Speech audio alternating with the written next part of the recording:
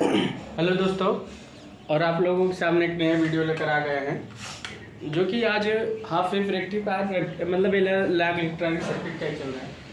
तो आपको video continue मिलती रहेगी, कोई दिक्कत नहीं रहेगा। और एक चीज़ है, वीडियो अच्छी लगे तो लाइक और सब्सक्राइब करें, मेरे साथ शेयर कीजिए।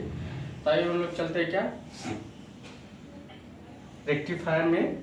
आज हम लोग परसेंटेज रेगुलेशन पढ़ेंगे, लाइन रेगुलेशन पढ़ेंगे और लोड रेगुलेशन पढ़ेंगे। तो अच्छे से पढ़िएगा, इस पर भी निकल आते हैं। वीडियो अच्छी लगे तो लाइक और सब्सक्राइब करें, मेरे साथ शेयर कीजिए। ताकि हम लोग देखते हैं percentage regulation. Percentage regulation percentage regulation अब परसेंटेज रेगुलेशन क्या होता है?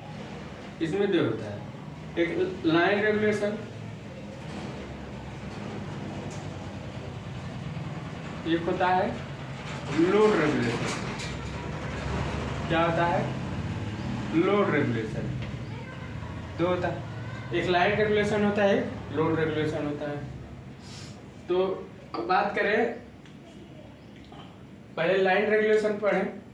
तो लाइन रेगुलेशन में देखा जाए क्या होता है, change in output voltage, input change in input voltage, इसी को बोलते हैं percentage of change in output voltage, percentage of change in input voltage. इसको बोलते हैं लाइन रेगुलेशन। तो डिफाइन द रेशियो, आप लिख सकते हैं define the ratio of change in output voltage respect to change in input voltage. ये आपका लाइन रेगुलेशन, समझिए। सीधा इंग्लिश में अगर इसको लिखना चाहते हैं तो लिख सकते हो।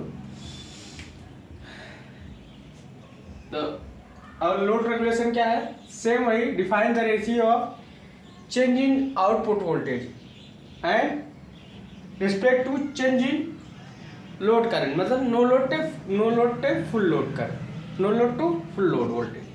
तो इसका अगर हम देखा जाए लाइन रेगुलेशन क्या होगा, इसका अगर हम देखा जाए percentage load regulation, percentage R ले सकते हो, इसका भी परसेंटेज आर करके ले सकते हो, रेगुलेशन है।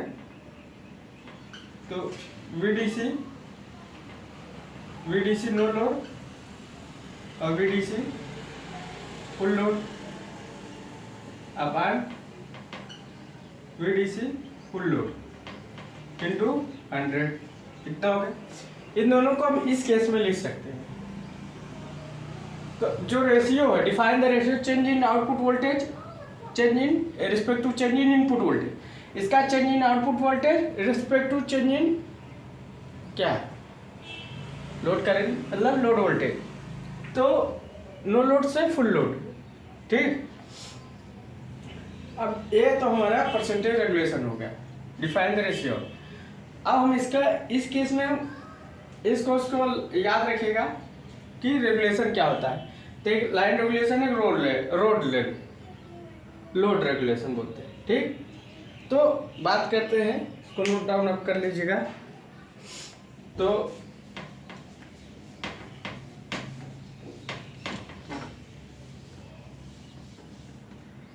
आप लोग नोट कर लिए होंगे। आइए अब आगे चलते हैं। इसी में अब हम लोड रेगुलेशन देखते हैं। तो इतना हो गया। तो अगर हम देखा जाए तो लोड रेगुलेशन में देखा जाए तो हम लिखे हैं, तो VDC no load, VDC no load इसका टू क्या होगा, वीडीसी आईडीसी, इसमें आईडीसी जीरो नहीं होगा, नो लोड टू, और क्या होगा VDC full load, VDC IDC क्या होगा, is not equal to zero होगा, ठीक। VDC IDC equal to not zero. अगर हम एक सर्किट डायग्राम बनाए, इसको आप लोग नोट कर लिए होंगे, सर्किट डायग्राम बनाए, इसको नोट कर लीजिएगा। तो अगर हम सर्किट डायग्राम बनाए, यहाँ से एक सर्किट डायग्राम क्या बनेगा, तो ये मान लो हमने लिख दिया वी आई है V M sine omega T, हम लिख सकते हैं क्या, V M sine omega T, इतना लिख सकते हैं। अरे डायोड है और आर एल लगा देते हैं, इसकी आर एल की वैल्यू फाइनाइट कर देते हैं। और यहाँ क्या कर देते हैं, B D C no load. अब B D C no load कर देते हैं, इसमें आई डी सी अगर हम घुमा दे तो कोई, अब भी डायोड कर देते हैं। ठीक, अब इसमें हम केवीएल लगा दें, क्या लगा दें, केवीएल लगा दें। अगर हम इसमें केवीएल लगाते हैं इस सर्किट में, हमारा क्या आ जाएगा, B M sine omega T plus, यहाँ पॉजिटिव नेगेटिव लगा देते हैं, V diode DC, V diode DC plus VDC no load, VDC no load है इक्वल टू 0, तो 0 हो जाएगा। तो अब वी डायोड की वैल्यू क्या होगा, बी एम पान पाई, यहाँ 0 हो जाएगा। अब वीडीसी प्लस, तो यहाँ 0 हो जाएगा, यहाँ ये माइनस होगा, हमको लग रहा है यहाँ वाला माइनस होगा, तो यहाँ माइनस हो जाएगा। अगर यहाँ माइनस हो जाएगा तो हमारा क्या निकला, वीडीसी नो लोड 0, तो वी एम पार, तो वीडीसी की वैल्यू क्या निकली, वीडीसी नो लोड की वैल्यू क्या निकली, वी एम पार पाई निकली, क्या निकला, वी एम पान पाई। तो हमारा वीडीसी नो लोड की वैल्यू हमारे क्या निकला, वी एम पान पाई। अगर हम वीडीसी फुल लोड निकालें, वीडीसी फुल लोड हमारा क्या निकलेगा, आईडीसी इंटू आर एल, ये निकलेगा आईडीसी इंटू आर एल। अगर हम और करके वीडीसी फुल लोड और निकालें, तो VDC full load equal to VDC no load minus voltage drop cross किसके, जो इसमें आर एस और आर एफ के था, इन दोनों के क्रॉस में। तो ये पूरा निकलेगा वीडीसी फुल लोड, तो वीडीसी की वैल्यू क्या है, वी एम अपान पाई, और क्या निकलेगा, RDC are F plus are S plus R F, इतना निकलेगा। अब हम इसकी वैल्यू उस वाले फार्मूले में रखते हैं, इतना नोट डाउन कर लीजिए आप लोग पहले,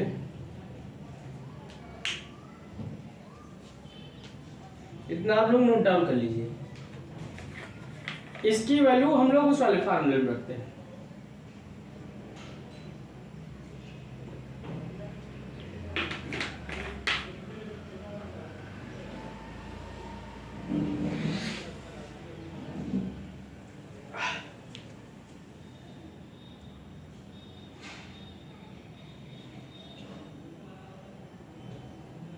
ठीक, तो हमारे ये इक्विवेलेंट सर्किट है, तो इधर नोट डाउन कर लिए होंगे। अब हम लोग क्या करते हैं, ठीक, इतना हो गया।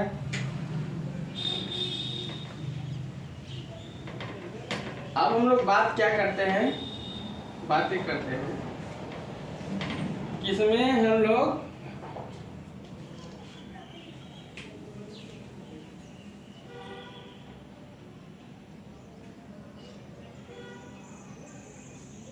तो हमारा फार्मूला क्या था, परसेंटेज ऑफ आर कितना, VDC no load, VDC full load upon VDC full load, यही था। इसी में रखो वी एम पान पाई और V M upon pi IDC R S plus R F, इतना था, upon IDC into R L ये तो कट जाएगा तो बचेगा क्या, IDC RS plus RF upon IDC RL।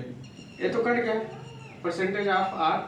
तो परसेंटेज ऑफ R रेगुलेशन क्या मिला, RS plus RF upon RL into 100, क्योंकि परसेंटेज है ना तो 100 हमारा मिला। अगर हम ये बात प्रैक्टिकली की है, आइडियली केस में क्या हो जाएगा, 0 हो जाएगा। एक प्रैक्टिकली की चीज में लिखेंगे तो हम लिखेंगे प्रैक्टिकल डायोड, क्या है प्रैक्टिकल डायोड। तो हमारा परसेंटेज ऑफ रेगुलेशन हमारा ये मिला, RS plus RF equal to 100, ठीक। तो हमारा ये चीज मिला, इसको नोट डाउन कर लीजिए आप लोग। तो ये प्रैक्टिकल डायोड का है। आइडियली डायोड में हमारा ये 0 हो जाता है, RS और RF। तो ये प्रैक्टिकल डायोड आप लोग लिख सकते हैं, प्रैक्टिकली डायोड। कौन सा डायोड, प्रैक्टिकली डायोड, ठीक। इतना नोट डाउन कर लीजिए, नोट डाउन कर लीजिए इतना आप लोग अच्छे से। तो हमारा प्रैक्टिकली डायोड का फिगर है। अब हम लोग लिखेंगे Thevenin equivalent of half wave rectifier. क्या लिखेंगे, इतना नोट लिखेंगे, Thevenin equivalent of half wave rectifier, equivalent of half wave rectifier. अब इसका हम लोग फिगर बनाएंगे और इस पर हम फिर निकालेंगे इसका थेवेनिन इक्विवेलेंट क्या हुआ, नोट डाउन कर लीजिए। तो Thevenin equivalent half of rectifier अगर हम कहें तो इसका अगर हम फिगर बनाना चाहें तो एक बनेगा VTH और लोड,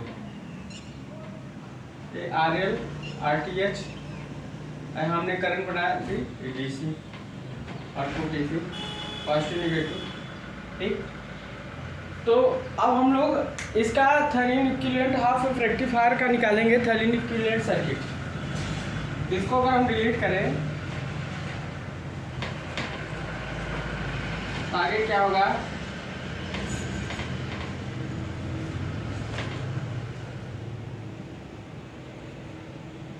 तो इसमें देखा जाए पहले हम IDC निकालें तो क्या होगा, VTH RTH प्लस RL होगा।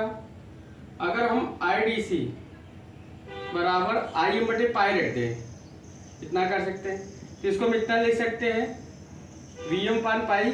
और क्या हो सकता है, RTH बराबर क्या होगा, RS इंटू RF और प्लस RL, ये तो इतना हो गया। अगर हम इस केस में देखा जाए, ये हमारा हो गया। तो अगर हम प्रैक्टिकली की बात करें, तब हमारा निकल गया। अगर हम प्रैक्टिकली की बात करें तो RS RF शून्य हो जाएगा। तो प्रैक्टिकली डायोड में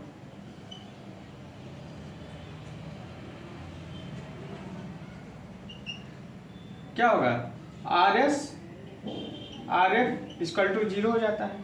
और जब RS इक्वल टू RF 0 हो गया तो RTH में हमारा 0 हो जाएगा, क्योंकि RTH हमारी वैल्यू यही है, क्या है, RS प्लस RF। और जब ये 0 हो गया तो हमारी वैल्यू क्या निकलेगी, VDC, इसी बोलते हैं VTH VM पान पाई, इतना है, क्योंकि ये शून्य हो गया। जब ये शून्य हो गया तो हमारा यही वैल्यू निकला प्रैक्टिकली डायोड में। अगर आइडियली की बात करें, आइडियली केस में हम किसकी बात करते हैं, एक प्रैक्टिकली डायोड की। अगर हम आइडियली केस की बात करें, आइडियली डायोड नहीं, हाँ ये आइडियली डायोड, देखो हमने गलत लिख दिया, सॉरी, ये आइडियली डायोड की बात है। आइडियली डायोड में हमारा RS और RF शून्य हो जाएगा और कटिंग वोल्टेज भी शून्य हो जाता है। तो आइडियली डायोड। अब यहाँ होगा प्रैक्टिकली डायोड। तो प्रैक्टिकली डायोड में क्या होगा,